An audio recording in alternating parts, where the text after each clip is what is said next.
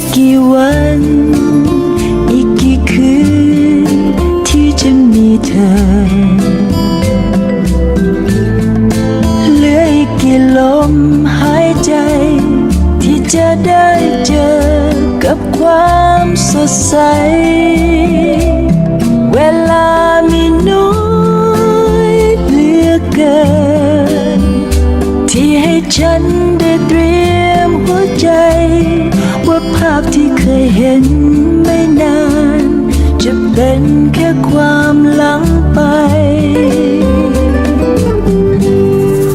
ต่อจากนี้นาทีนี้จะนับทุกลมหายใจเก็บเอาวันเวลาแต่ละหยดหยาดไว้ข้างในจากวันนี้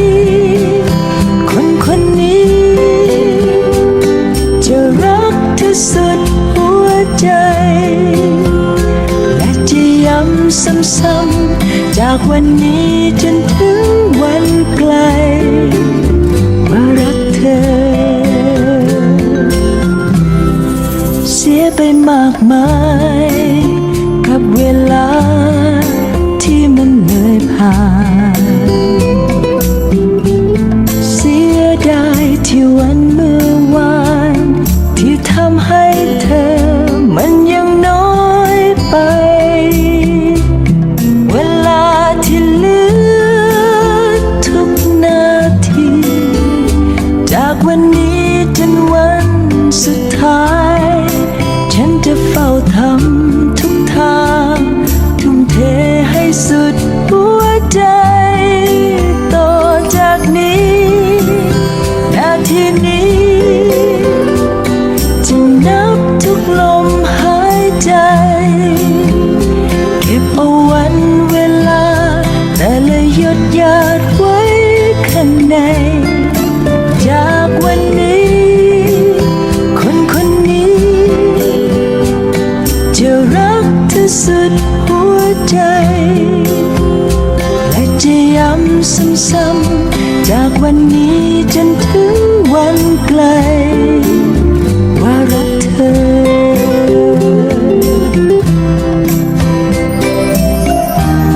ถึงแม้ในวันนั้น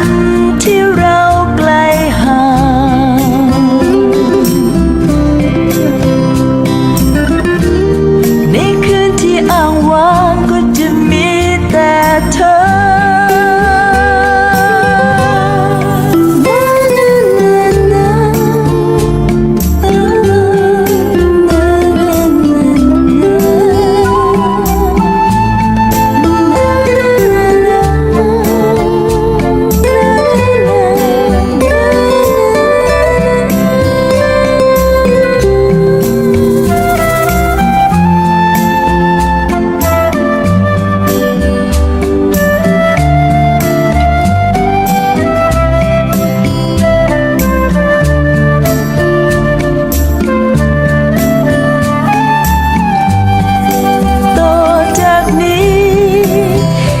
ทีนี้